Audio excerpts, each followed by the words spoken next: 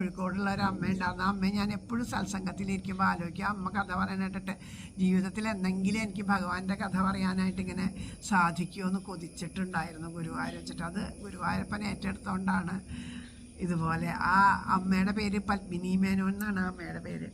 ആ അമ്മ കോഴിക്കോട് നിന്ന് ഗുരുവായൂർ കഥ പറയാൻ വേണ്ടിയിട്ട് അമ്മയെ വിളിച്ചപ്പോൾ ഒരു തവണ ആരും കൂടെ വരാനില്ലാണ്ടായിട്ട് എന്നോട് ചോദിച്ചു, മോളെ ഒന്ന് എൻ്റെ കൂടെ വരുമോ, നമുക്ക് പോവുക കഥ പറയാമെന്ന് പറഞ്ഞു. അപ്പോൾ ഞാനും എൻ്റെ മൂത്ത മോനും കൂടിയിട്ട് ആ അമ്മയ്ക്ക് കൂട്ടായിട്ട് വന്നു. എന്നിട്ട് അമ്മ അപ്പോൾ അന്നെങ്ങനെയാണെന്ന് വെച്ചാൽ ഈ കഥ പറയാനായിട്ട് ഇവിടുന്ന് ദേവസ്വത്തു നിന്ന് തന്നെ വിളിക്കണതാണ്. അതവിടെ സ്റ്റേജ് അവിടെ പറയുമ്പോൾ അവരവിടുന്ന് മുറി കൊടുക്കും, താമസിക്കാനുള്ള മുറിയും കൊടുക്കും, തൊഴാനും പറ്റും. അത് കാണിച്ചാൽ കൂടെ അവിടെ പോയി തൊഴാം, ഇത്ര തിരക്കില്ല അന്ന്. എന്നിട്ട് അമ്മ ഈ കഥ പറയാനുള്ള കത്ത് കാണിച്ചിട്ട് തൊഴാൻ പോയിട്ട് ഗുരുവായൂരപ്പൻ്റെ മുമ്പിൽ നിന്ന് എനിക്ക് അതിപ്പോഴും ആലോചിക്കണം.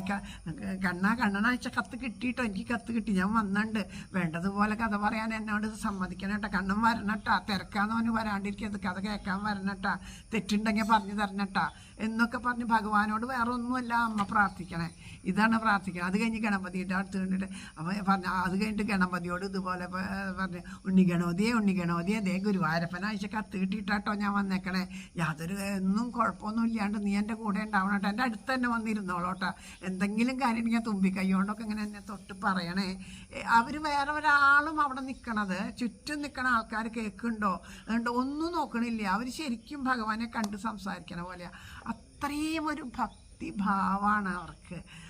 അത് എന്താ പറയുക, അങ്ങനെ നമ്മുടെ ഉള്ളിൽ ആ ഒരു അതാണ് പ്രേമഭക്തിയുടെ ഒരു ലക്ഷണമായിട്ട് എനിക്ക് തോന്നുന്നത്. അതാണ് ഭഗവാനെ ആരോടായാലും ഫോട്ടോയിലായാലും കണ്ട് സംസാരിച്ച് അങ്ങനെയാണ് ഓരോന്നിലും. അതെ, ആ ഭഗവാൻ കൂടെയുണ്ട്, അവരെ വർത്തമാനത്തിലും അതെ, ഈശ്വരൻ ഭഗവാൻ തൊട്ടടുത്ത് അപ്പുറത്തും ഇപ്പുറത്തും ഉണ്ണിഗണപതി ശ്രീകൃഷ്ണ ഭഗവാൻ ഇരിക്കുന്നുണ്ടെന്ന് തോന്നുന്നു. അവർ കഥ പറയുമ്പോൾ ഇടയ്ക്കിടയ്ക്ക് ഇങ്ങനെ അവരാ കുട്ടികൾ സന്തോഷിക്കണില്ല എന്നുള്ള നിലയ്ക്ക് അവരുടെ ഭാവമൊക്കെ കാണുമ്പോൾ അതുപോലെയാണ് നമുക്ക് അനുഭവപ്പെടുക.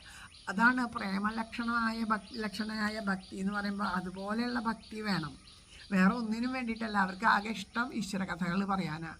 അപ്പോൾ അത് വേണ്ടതുപോലെ ആവണമെന്ന് മാത്രമേ വിചാരമുള്ളൂ. എന്തൊരു വലിയൊരു അനുഭവമായിരുന്നു എന്നറിയോ അത്.